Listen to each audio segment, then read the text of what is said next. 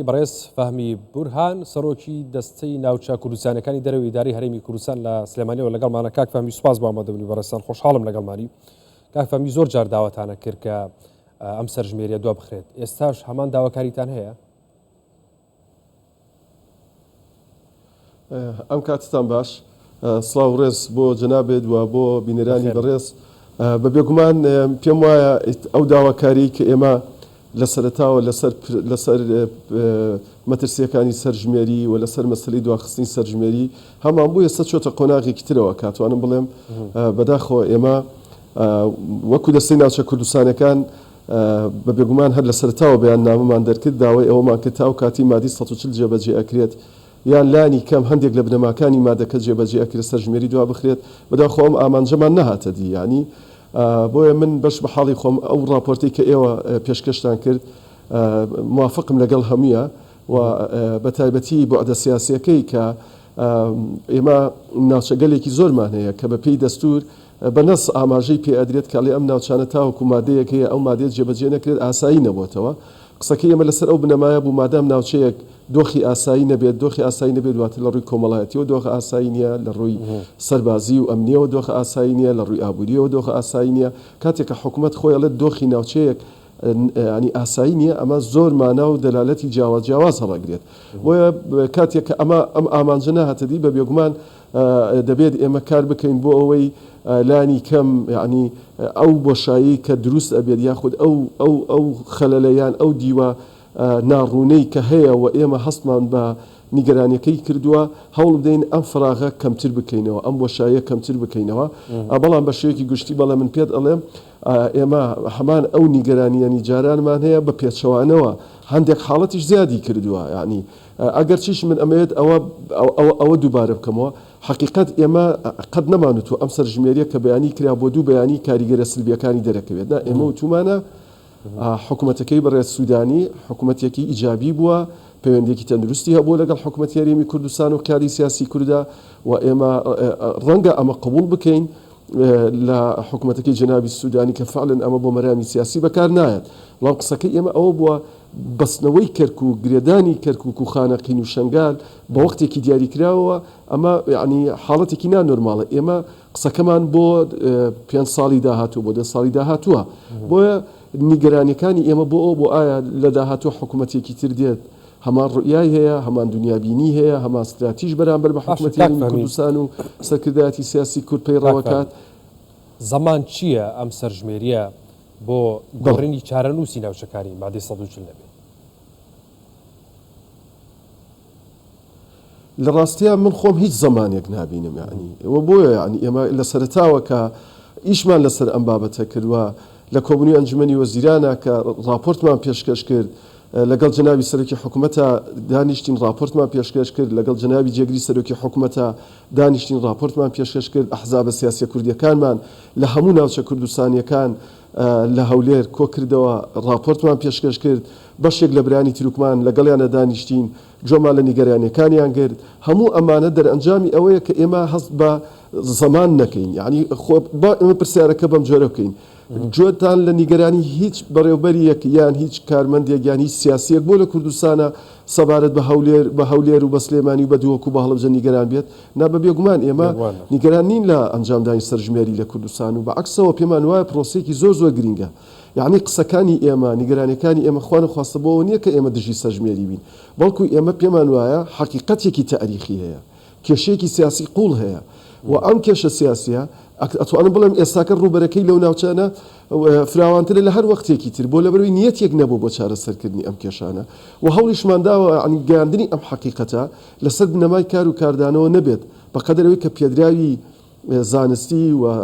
سیاسی و ئەرگومنتی عقلانی پێشکەش بکەین، هەم بە قیادی سیاسی کوردان بە سەرۆکاتی ئەنجومەنی وەزیران و هەم بە وەزیر و پەرلەمانتارەکانی خۆشمان لە بەغدا. واتە ئەم بارودۆخەی کە هەیە لەو ناوچانە حقیقەت بارودۆخێکی یعنی نۆرمال نییە. یعنی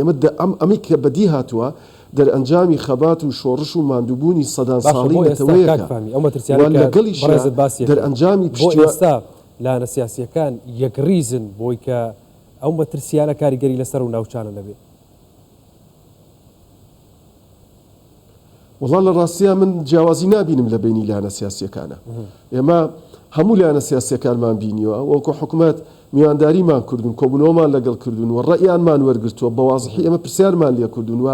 باری سەرنجی خۆیان لەسەر کۆی پرۆسەکە لە شنگالەوە بۆ خانەقین پێشکەش کردوین و میدیا تەختەی کردووە و سەرۆکایەتی ئەنجومەنی وەزیران و قیادی سیاسی کوردمان لە ڕاستیە لە بۆچوونی هەمویان ئاگدار کردوێتەوە واتە ئێمە هەوڵمان نەداوە ئێمە وەکو حکوومەت دیدی خۆمان فەرز بکەین و ئەو ئەفکارانی کە لە دەرەوەی ئێمەش هەیە یان چی ئەگوزارێت یان بۆچوونەکانی چۆنن نەیگەێنی حقیقەت هەموو ئەمانەشمان گەیاندووە یعنی ڕە و بۆچوونی هەر یەکێک لەو لایەنە سیاسیانەمان گەیاندووە و لە هەر لە هەفتەی ڕابردووشە کۆبوونەوەیەکی تری هەموو حیزبە کوردستانیەکان کرا لە کەرکووک جارێکی تر ینی هەمان بە بۆچوونی من هەمان بۆچوونەکانی کۆبوونەوەکەی ئێمە بوو لە هەولێر واتی جیاوازێک بەسەر زیینەتیانە نهات بوو ئەوەی کە جیاوازە ئەوەیە ئێستا سەرژمێریەکە ئەنجام ئەدرێت و بڕیاری ئەنجامدانی سەرژمێری کۆتایی هاتووە ئێمەش دەبێت هەوڵ بدەین خۆمان لەگە پرۆسەکەیە ڕابێنین و ئامادەکاری بکەین و هانی خەڵکی خۆمان بدەین باشە زۆر بۆ ناوچەکانی سیاسەکان بەردەوام میدیا هانی خەڵکەدا بچێتەوە ئەو ناوچانە ئەمە کاریگەری ئەبێ لەسەر پرۆسەکە لە ڕاستیە کاریگەری بەبێگومان کاریگەری ئەبێت یعنی و ئەمە دوو حاڵەتیش ینی دوو بۆعدی ڕوون بکەمەوە بۆعدێکی ڕاستە خۆ پەیوەندی بە هاوڵاتیەکە خۆیەوە هەیە یاتەواتە دەبێت ئێمە ئەمەش بۆ هاوڵاتیان ڕوونکەینەوە ینی بڵین کە کاتێک تۆ بە هاوڵاتیەکەڵی بگەڕێەوە بۆ خانەقین بگەڕێرەوە بۆ شنگال بگەڕێرەوە بۆ کەرکووک بگەڕێرەوە بۆ دووسخورمات و بگەڕێرەوە بۆ دەشتی نینەوە ئەمە دوو دیوی هەیە دیوێکیان ڕاستە خۆ پەیوەندی بە خۆیەوە هەیە وەکو هاوڵاتیەک واتە نابێ ئێمە تەنها ئاراستی قسەکردنەکەمان ئاراستەیەکی سیاسی و ئاراستەیەکی نیشتیمانی نەتەوەی بێ ئەمە بعدێکی هینشی تایە شخصیشی تایە ئەم هاوڵاتیە کە ناوی لەوێ تەجیل کراوە واتە کۆمەڵێک حەقی هەیە لەو ناوچانە کە ئەگەر نەچێتەوە ممارەسەی بوونی خۆی نەکات لەو ناوچانە حقیقەت جگە لە ئەرکە نیشتیمانیەکە ڕەنگە ئەو ئیمتیازاتانی خۆی ئەو حەقە شخصی و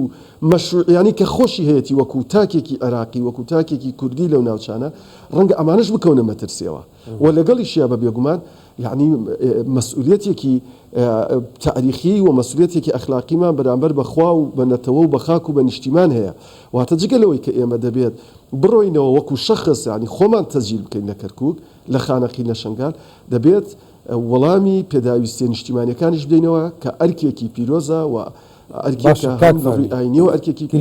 ڕژێکی زۆری کورد گەڕایەوە نەتەوەی نیشتیمانی و وەزیفەیە کە دەبێت جێبەجێ بکرێت باشە گریمان ڕژێکی زۆری کورد گەڕایەوە ناوچە ڕسەنەکانی خوان کە ناوچە جێناکوان و ناوچەکانی مادی 140 باشە ڕژێکی زۆر عەرەب بۆ نمونە لە کەرکووک لەو ناوچانە هەن ئەی ئەمە چ کاریگەریەکی بێ والله لە ڕاستیە کاریگەری زۆرە کاریگەری سلبی زۆرە ینی من ئەم بابەتە زیاتر بۆ ئەوەمە کە ینی هەمومان درک بە هەستیاری ئەم قۆناغە بکەین ئەگەر مەبەستم تۆمارکردنی هەڵوێستێکی شخصی نییە لەسەر پرۆسەکە چکە ئێمە هەمومان لە حکوومەتە کارەکەین و ئەمانەوێت هەموو لایەنەکان مۆفەق بن ینی ئەگەر جیاوازیش بین دوجار جیاوازەکە لە خزمەتی نەتەوەکە و پرۆژەکەمانە تەواو بێت ینی بوونی ئەو هەموو عەرەبە ئیجابیاتی چی هەیە بە بێگومان هیچ نەک ئیجابیاتی نییە بەعکسە و سلبیاتێکی ئەجگار زۆری هەیە ینی ئەوە لە راپۆرتەکەی خۆتانە هاتووە گەڕێکی زۆر دروست کراوە وم بە پێی زانیاریەکانی من کە تەقریرمان بۆ دیێ ڕۆژانە ئێستا کە ئەم گفتوگوۆی لەگەڵ توێ ئەەکەم دیاردەی هاتنی خەڵکی عەرەب بۆ ناوخانەقین زیاتر بووە هەن ئێستا کە کەم نتوە ئەم گفتوگوۆیە پێکەواکی یعنی یانم چەند ڕۆژی ڕابردووە کە پێ ئەچی هاتوێت نەگوندەکانی دەوروبەری خانەقین لێ نیشتەجێ بوو بێتن بۆ لەبەر ئێمە راپۆرتمان بۆ دێ خەڵک پەیوەندیمان پێوەکات گفتوگۆمان لەگەڵ هاوڵاتیانی خۆمانێ خەڵکی خۆمان بێحەد دڵسۆزن یعنی نیشتیمانی خۆیان خۆشەوێت ئاگدارمانەکەنەوە مەترسیەکانە بینن یعنی لەبەرەوە لە ڕاستیە هیچ ئیجابێتێک لەمەیان نییە وەجگەلەوە ڕاستە ینی بەسپاسەوە وەزارەتی پلانی حکوومەتی هەرێمی کوردستان و دەستەی ئاماری حکوومەتی هەرێم لەسەر ئەم بابەتە لەگەڵ وەزیر و پەرلەمانتارەکانی خۆمان لە بەغداد داکۆکیکی باشیان لەسەر ئەم مەسلەیە زۆر باش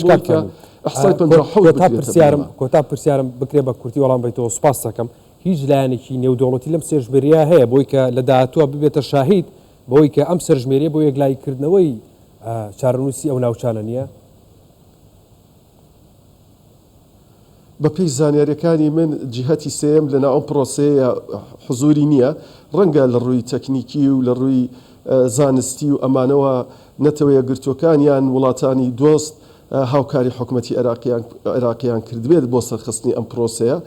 بەڵام وەکەوەی کە لایەنی سێم بێ بۆ چاودێریکردنی ئەم پرۆسەیە بۆی دەرئەنجامەکانی بۆ مەرامی سیاسی بەکار نەهێنرێت بە پێی زانیاریەکانی من هیچ